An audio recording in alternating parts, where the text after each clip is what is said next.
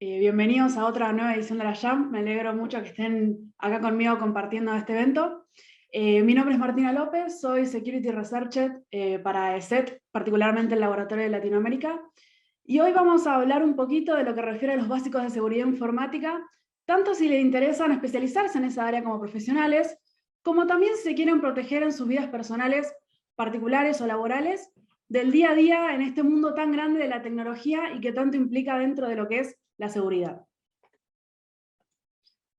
En primer lugar, vamos a empezar hablando de por qué estamos acá, por qué hablamos de seguridad particularmente, y la realidad es que hoy en día, como muchos de ustedes ya se pueden haber dado cuenta, estamos atravesados por un gran cambio tecnológico que día a día implica que cada vez más aspectos de nuestra vida estén atravesados por algún tipo de tecnología,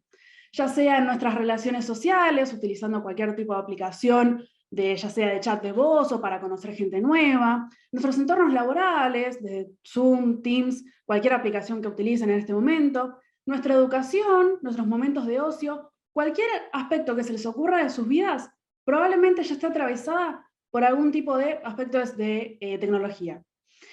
Y esto, lógicamente, no pasa desapercibido bajo los ojos de quienes se dedican a atacar, a vulnerar, a robar y a hacer daño en estos sistemas tecnológicos, con lo cual, en este tipo de aspectos que están atravesando nuestra vida, ven una oportunidad para poder atacar y para poder hacer dinero de cualquier forma. Ven en pantalla algunos de los ejemplos que quizás les resuenen, problemas con Zoom, vulnerabilidades que vimos el año pasado muy fuertes con respecto a lo que son los sistemas operativos Windows, alguna que otra campaña de phishing relacionada a algún video medio extraño de Facebook. Quizás son ejemplos que les resuenen y que todavía son muy populares y siguen dando vueltas en todos los aspectos que se puedan imaginar. Empezando por quizás alguna parte más teórica de lo que refiere a la seguridad, vamos a hablar un poquito de cómo podemos definirla o cómo podemos estatizarla, mejor dicho. En primer lugar, tenemos estos principios fundamentales de lo que es la seguridad. Encontramos la confidencialidad, que se refiere a que la información que hay disponible solo puede ser accedida por las personas que tengan acceso, valga la redundancia, y por ninguna otra persona. En estos ataques que vulneran la confidencialidad encontramos cualquier acceso indebido, el robo de información por algún tipo de malware espía, cualquier tipo de ataque que vulnera la confidencialidad está relacionado con personas que no deberían acceder a esa información accediendo a la misma. En segundo lugar, encontramos el aspecto de la integridad, que se refiere a que los datos sean realmente fieles a lo que tiene la compañía o el usuario y a la realidad.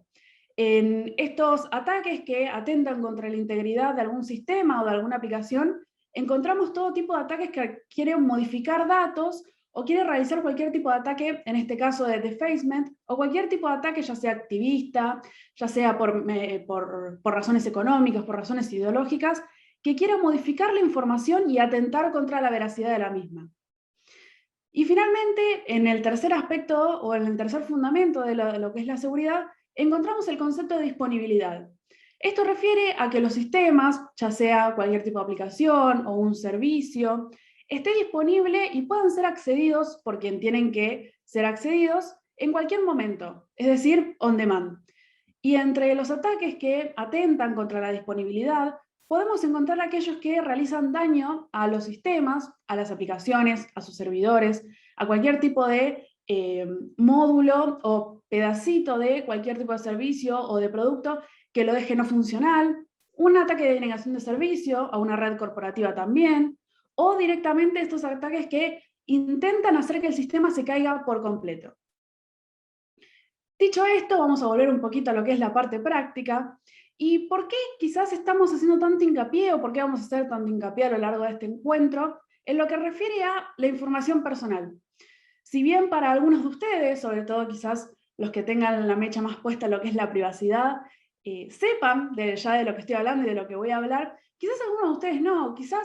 piensan que a quién le puede importar mi correo electrónico con el que, por ejemplo, hago cosas de la facultad, o a quién le puede importar mi nombre y mi apellido si no tiene ningún otro tipo de identificador, si no le doy contraseña, si no tiene ninguna beta asociada. La realidad es que estos datos se venden en los mercados negros, de los cuales vamos a hablar ahora a continuación, toda información que pueda ser recabada y que pueda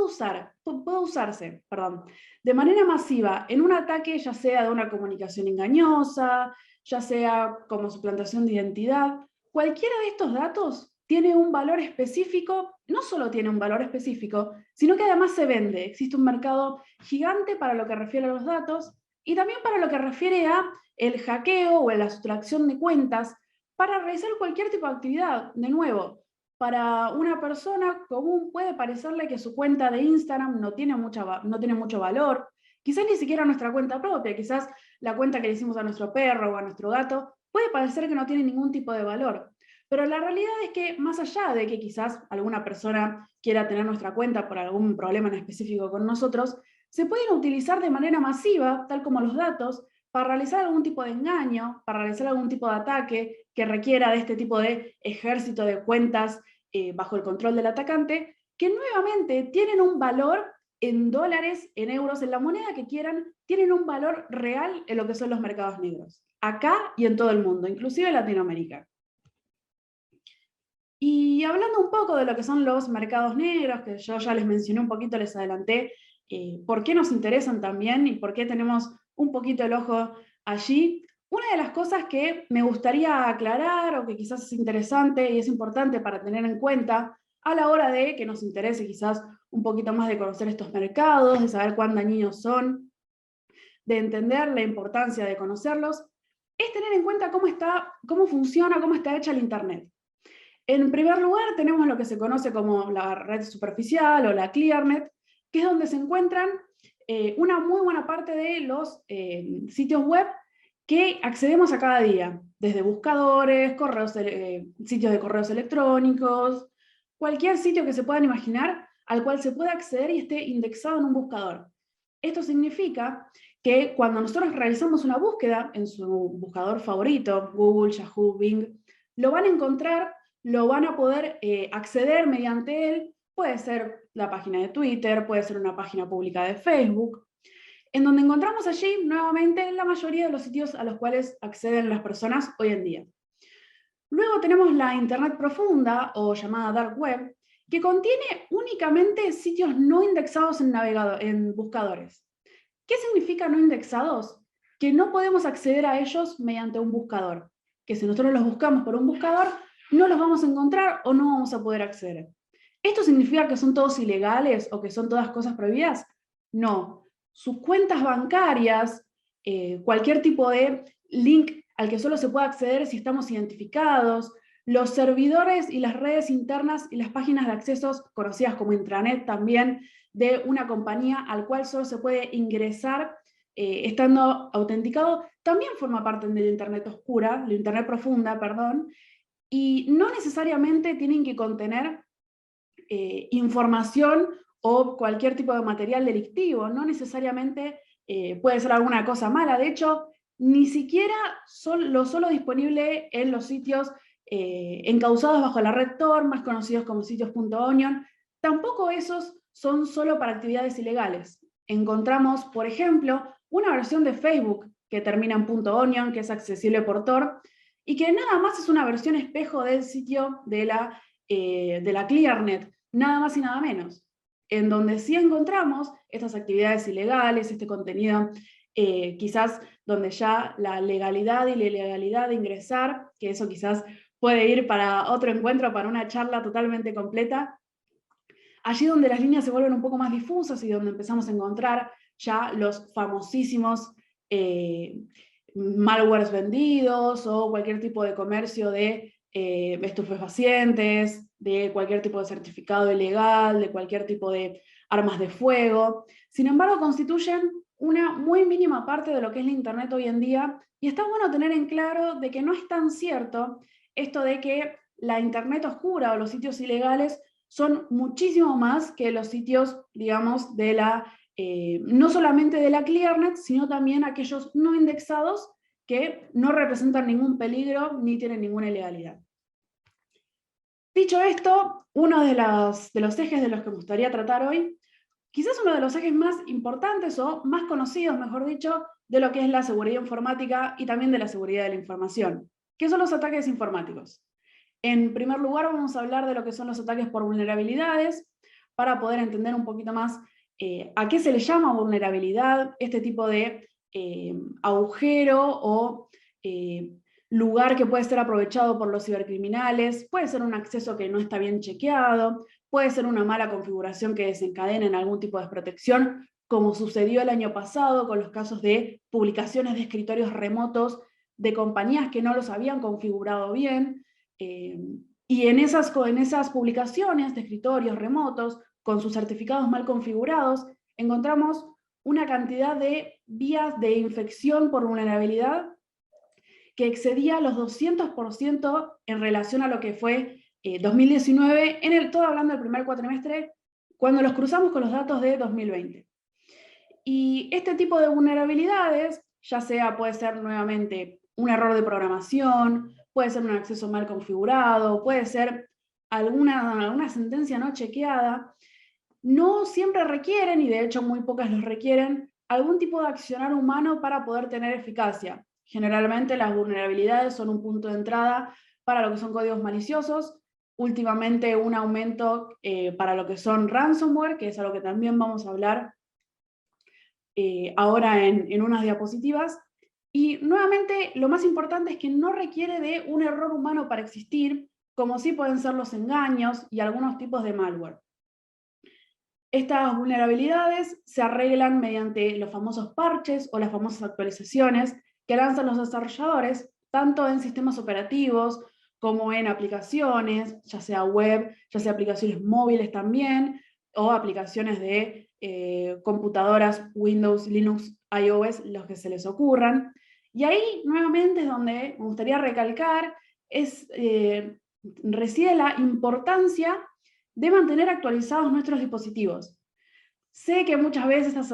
actualizaciones quizás vienen con algún tipo de cambio de diseño, algún tipo de modificación en una funcionalidad que no nos agrada, o quizás nos deja la computadora inutilizada por unos minutos, como es el caso de las famosas, y sé que son molestas, actualizaciones de Windows.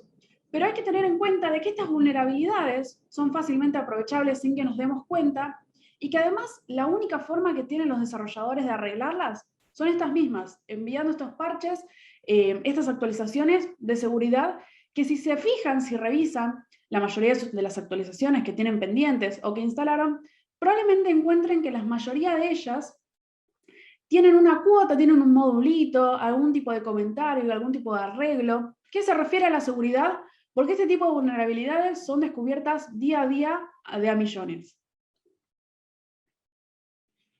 Y como pueden ver, así como una especie de dinamita pequeña, este tipo de vulnerabilidades nuevamente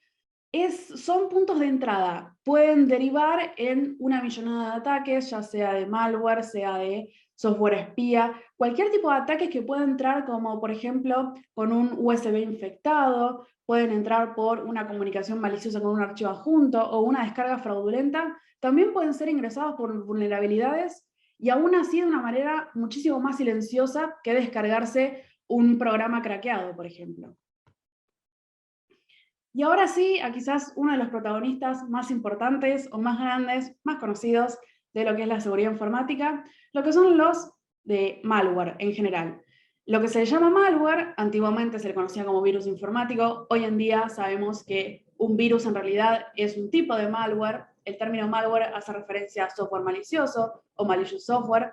en donde se trata de archivos o amenazas, mejor dicho, porque existe una nueva tendencia de malware que no necesita de archivos para funcionar, que quieren realizar o tienen como objetivo realizar algún tipo de acción maliciosa en lo que es el sistema informático. Desde robar información, puede ser también espiar al usuario, corromper el mismo sistema, hacer que no funcione, denegarle el acceso a la información al usuario. En particularmente los malwares de tipo ransomware es su principal objetivo. Controlar los recursos del sistema y hacer uso de ellos, como puede ser un minero de criptomonedas, en el cual se instala en la computadora del usuario y toma todos estos recursos de hardware y los utiliza a su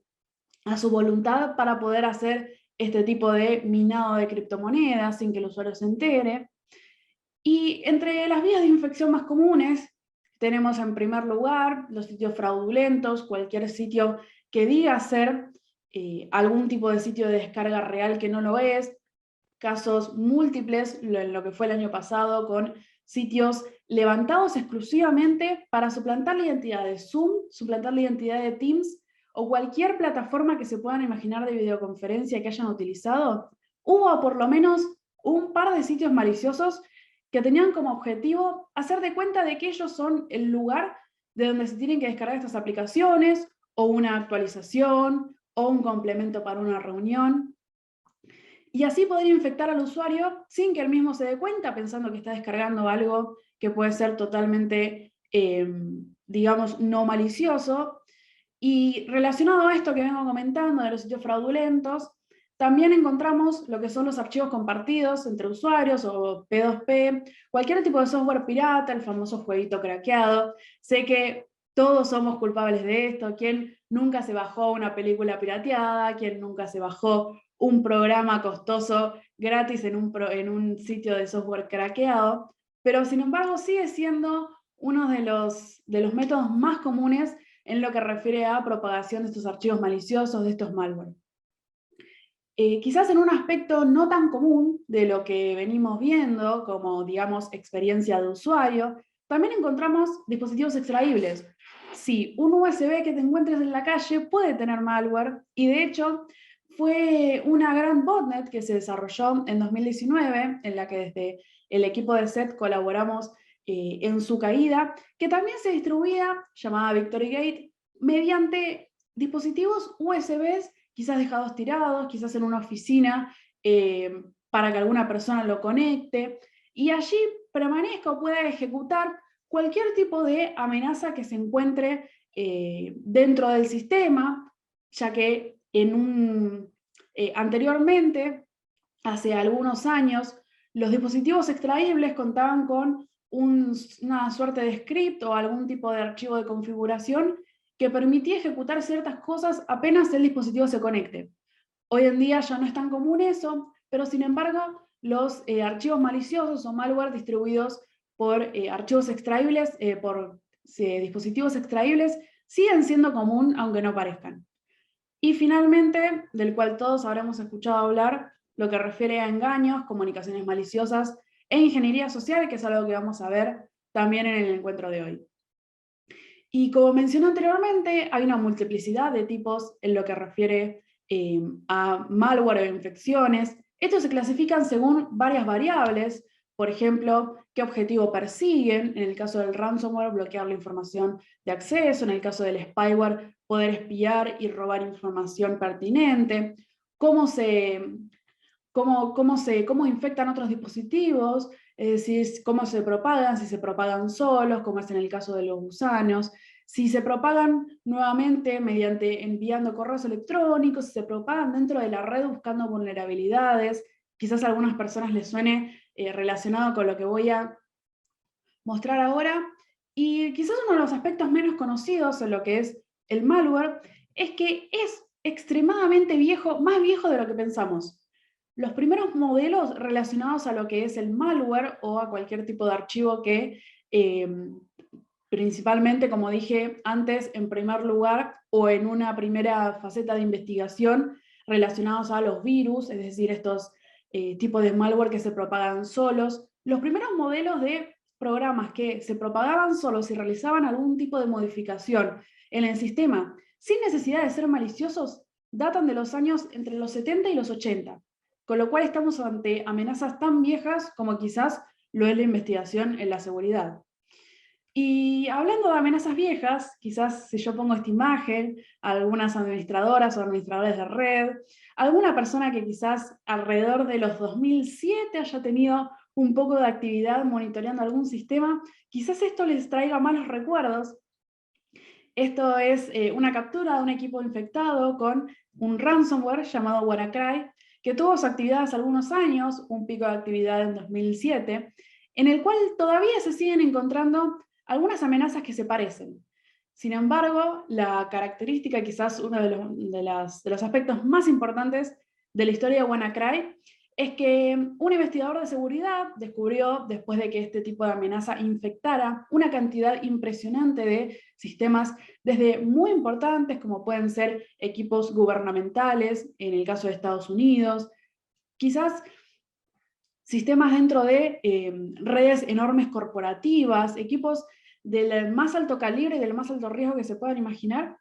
Este investigador descubrió, después de analizar y de hacer una especie de reversing del código, es decir, obtener el código de la amenaza, estudiando el binario, cualquier tipo de estudio o de análisis de malware que se puedan imaginar, descubrió que venía con un pequeño switch de autodestrucción. Este pequeño switch le permitió, lógicamente, divulgar, en primer lugar, cómo es que estaba realizado el malware, cómo desactivarlo y qué tipo de vulnerabilidad también se aprovechaba para ser esparcido. En este caso era una vulnerabilidad de Windows, en la que todavía siguen habiendo equipos que no tienen el parche de actualización, que obviamente fue lanzado alrededor de los años de mayor actividad de WannaCry. Otro aspecto importante en lo que refiere a el malware o las amenazas informáticas es que existe cierto mito en lo que refiere a malware para Android. Se cree que el malware para Android no existe o que no es tan divulgado, cuando en realidad no puede ser más alejado de la realidad. En este caso podemos ver en pantalla, ven un celular con una aplicación que está en una tienda oficial, en este caso la tienda de aplicaciones de Google, pero pueden encontrarse en cualquier tipo de tienda, que lo que realizaba es, una vez instalada, empezaba a suscribir al usuario a lo que son algún tipo de servicio de SMS pago. En este caso era particularmente un troyano, en donde nuevamente se suscribía a este tipo de envíos SMS de pago, en donde recibimos una vez por semana, una vez cada día, algún tipo de mensaje bajo la suscripción. Y además se propagaba enviando también SMS a los contactos del usuario. Y otro aspecto importante a lo que refiere a seguridad de la información, y otro aspecto que ya les adelanté que íbamos a ver un poquito, es la ingeniería social. ¿Qué es la ingeniería social? La ingeniería social es este tipo de estudio de personas, así como existe el estudio de aplicaciones, existe el estudio de personas para poder obtener algún tipo de beneficio, jugando con las emociones, ya sea pidiendo algún tipo de ayuda, ofreciendo algún tipo de beneficio, de regalo, ganándose la confianza de la persona, suplantando la identidad de otra persona también, para obligar al usuario a que se descargue algo, a que ingrese algún link y complete algún dato, a que nos haga alguna transferencia, cualquier tipo de actividad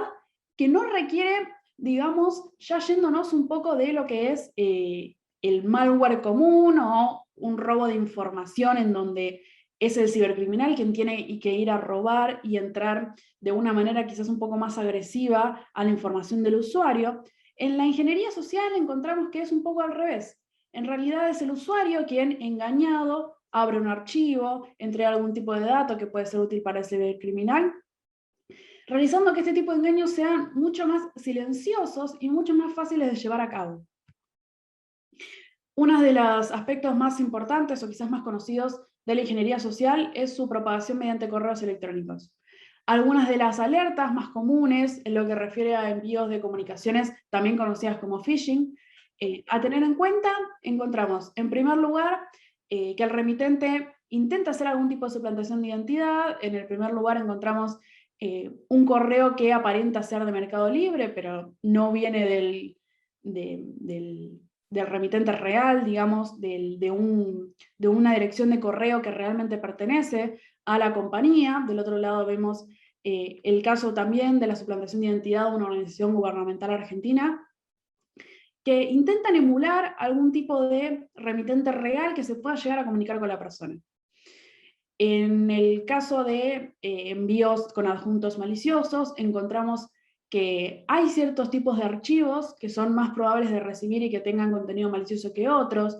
documentos, .doc, tipos PDFs, cualquier ejecutable, un .exe o un .bat, y también algún tipo de archivo comprimido, particularmente y más aún los que tienen contraseña, ya que esto permite que el antivirus no pueda escanearlo porque está lógicamente protegido con una contraseña. Después encontramos lo que refiere a una insistencia en abrir el archivo o hacer clic en el enlace que nos envió esta persona, porque si no vamos a sufrir alguna consecuencia grave relevante, se va a cerrar nuestra cuenta, nos va a perseguir algún tipo de justicia, y que si no lo hacemos en cierta cantidad de tiempo, ya no va a poder ser realizado. Esto para generar una necesidad de urgencia y que el usuario ingrese sin tener que pensarlo dos veces al sitio donde los cibercriminales o los atacantes quieran que acceda, o descargándose la amenaza y ejecutarla y efectivamente quedar en manos o a control del cibercriminal. Pero es importante tener en cuenta de que todos estos aspectos deben cumplirse para poder considerar que un correo no es malicioso. Como ven acá, se trata de un correo que efectivamente viene de una dirección perteneciente a Facebook, supuestamente, pero sin embargo, cuando pasamos el mouse por sobre el link o lo presionamos durante unos segundos, si estamos en un dispositivo móvil, vamos a encontrar que el link es falso. Y ustedes se pueden preguntar, ¿cómo es que me pueden enviar un correo desde Facebook con un link fraudulento? ¿Ahí qué pasó? Existe por un tema de, quizás pueden llamarlo vulnerabilidad, pueden llamarlo viveza, de ciertos protocolos de envíos de correos electrónicos que permiten que ciertas personas envíen correos electrónicos desde una dirección de correo del cual no están autenticados. Esto es muy sencillo de hacer, si se lo rebuscan pueden hacerlo, lógicamente con fines de investigación, siempre promoviendo la investigación y ningún fin malicioso. Y van a ver cómo realmente se puede enviar un correo electrónico sin necesidad de estar autenticado, y esto lleva, lógicamente, a estafas como las que ven en pantalla. No siempre, aunque es quizás de los más conocidos, no siempre vamos a recibir este tipo de comunicaciones fraudulentas por correos electrónicos. En este caso pueden ver mensajes de WhatsApp, famosa aplicación, pero también pueden encontrarlas en cualquier aplicación mediante las cuales puedan recibir un mensaje. Facebook, Twitter, Instagram, Twitch, cualquier aplicación, Discord, que les permita a los cibercriminales enviar un mensaje directo, van a encontrar que existen algún tipo de comunicación maliciosa, phishing, también en mensajes SMS, quizás un poco a la vieja usanza, ya que ya casi el uso del SMS está bastante deprecado, pero en este caso podemos encontrar en primer lugar una campaña que lo que realizaba era una supuesta entrega, un supuesto regalo de billetes para viajar en avión, en donde se le pedía al usuario que comparte ese mensaje por 5 grupos o 5 usuarios más. Ahí es donde está la cuota de la propagación, y es importante tener en cuenta de que por más que digamos, bueno, basta, listo, llegó hasta acá porque me di cuenta de que era falso, pero si ya lo compartimos, es importante notificar para que las personas a las que los compartimos no se conviertan en futuras víctimas. Y esta campaña, lo que tenía como objetivo era robar toda la información que pudiera el usuario. Nos consultaba nombre y apellido, correo electrónico, número de celular, y se iba aumentando cada vez más y más el tenor de la información hasta enviarnos a sitios de publicidad que nada tenían que ver ya con el engaño, todo para monetizar esas visitas y esos clics de usuarios desprevenidos. Y del otro lado tenemos una comunicación fraudulenta, que esta sí terminaba en una infección, particularmente un troyano, en donde el mensaje nos llegaba supuestamente de un conocido, igual que el caso de los 2 billetes gratis, en donde nos decían que si entrábamos en un link y si nos descargábamos un archivo, íbamos a poder cambiar de color WhatsApp, particularmente a rosa. No sé ustedes, pero a mí me encanta el rosa, así que quizás si estoy desprevenida, puedo caer en este tipo de engaño, descargármelo sin más. Y en realidad, detrás de esto, nuevamente tenía una amenaza, disfrazada como este cambio de color supuesto, que nuevamente, la característica de lo que se nos solicitaba para poder acceder a este sitio era compartirlo con 5 contactos o 5 grupos mediante el mismo WhatsApp. Entonces, ¿qué sucede? Si a un contacto mío le llega mediante mi celular un mensaje de que me descargué esta aplicación y que ahora tengo WhatsApp rosa, es muchísimo más probable que caiga en este mismo engaño, descargue esta misma aplicación y nuevamente tengan el mismo troyano que yo descargado en el teléfono. Y nuevamente ahí está la cuota de la propagación. Dicho todo esto, que sé que es un montón de información y que puede resultar un poco deprimente, quizás, un poco bajonero, es importante entender y contarles a ustedes también algunos simples tips, algunos quizás los conozcan, algunos les suenan, algunos no, para poder cuidarnos, que no toman más de 5 minutos realmente, configurar todas las cosas que les voy a mostrar y tener en cuenta también algunos consejos que les voy a dar, y quizás nos pueden ahorrar un dolor de cabeza, desde perder nuestra cuenta bancaria porque entramos a un sitio que no era el de verdad, que nos saquen la cuenta de WhatsApp porque atendimos el teléfono y nos pidieron un código y en realidad era el código de verificación de WhatsApp, que nos entraron porque nos robaron la contraseña y no teníamos doble factor de autenticación. Cualquier tipo de ataques que nos pueden llevar 2 minutos realmente a realizar estas configuraciones. Y hablando de Roma, en primer lugar tenemos la autenticación de 2 pasos. Es nuevamente un proceso muy sencillo, generalmente se encuentran las configuraciones en seguridad, en todas las aplicaciones se suele encontrar en el mismo lugar, en donde al activarlo nos van a pedir, cuando iniciemos sesión, además de una contraseña, un código o un dato biométrico que es extra, además, para asegurarse que no somos en realidad un cibercriminal que nos robó la contraseña, sino que de verdad somos nosotros. Este puede ser un código de un solo uso generado por algún autenticador, un código de un solo uso que nos envía la aplicación a nuestro correo o como SMS, o nuevamente una huella, algún tipo de identificador biométrico relacionado con nosotros. La activación de las alertas de seguridad también es totalmente imprescindible, porque de allí obtenemos características muy importantes y datos interesantes en lo que refieren a nuestros inicios de sesión y nuestra actividad. Son geolocalizadas generalmente e incluyen el tipo de dispositivo que inició sesión. Lo más importante de estas alertas es que nos avisen cuándo se inició sesión con fecha, hora y lugar. Y la fecha y la hora es importante porque, lógicamente, si son las 3 de la mañana de un miércoles, probablemente, quizás algunos sí, yo en mi caso no, no estemos accediendo a Twitter o no estamos iniciando sesión en Instagram en un dispositivo que nunca usamos. Y el lugar también es importante porque si bien es aproximado, no va a tener la dirección de tu casa, podemos ver si hay una conexión que se hizo en una fecha y una hora en la que estábamos usando realmente la aplicación, pero en otro país o en otra ciudad. Y además, si no reconocemos este login, nos da siempre la opción de cambiar la contraseña en el momento en el cual decimos, estos no somos nosotros. Y ya para ir terminando, algunas características para evitar estas infecciones por malware, que ya repasamos algunas, así que va a ser un poquito más rápido de toda la información que hay acá. Quizás algunas no tan conocidas, de las cuales me voy a apoyar y allí reside la importancia. En primer lugar, la importancia de descargar aplicaciones de repositorios que estemos asegurados de que son los oficiales y que de verdad son confiables.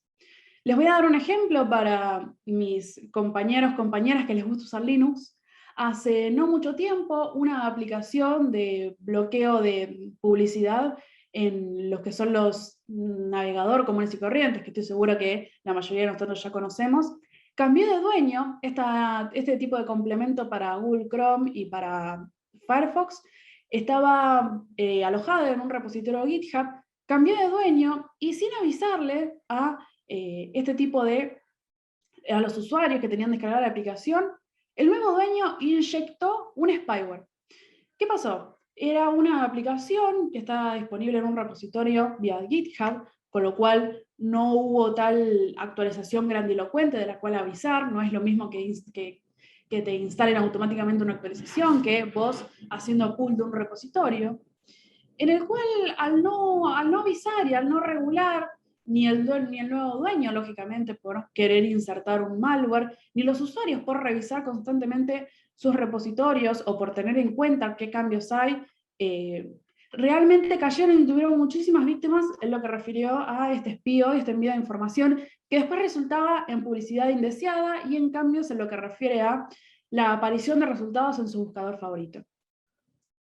En segundo lugar, y la última que voy a destacar, porque de esta ya hablamos durante todo el encuentro, las redes Wi-Fi públicas es algo que quizás debemos evitar. Quizás no es tan importante abrir nuestra cuenta bancaria o alguna aplicación del trabajo en la red del café, en la red de la parada de colectivo. Quizás eso pueda esperar, Y si necesitamos usarlas realmente, intentar utilizar una solución de VPN para poder cifrar esta información y que no quede en manos del dueño de este tipo de conexión, asegurar nuestros datos, asegurar que nuestra información no está siendo robada y no quedar a manos, digamos, de quién es el dueño realmente de este tipo de conexión.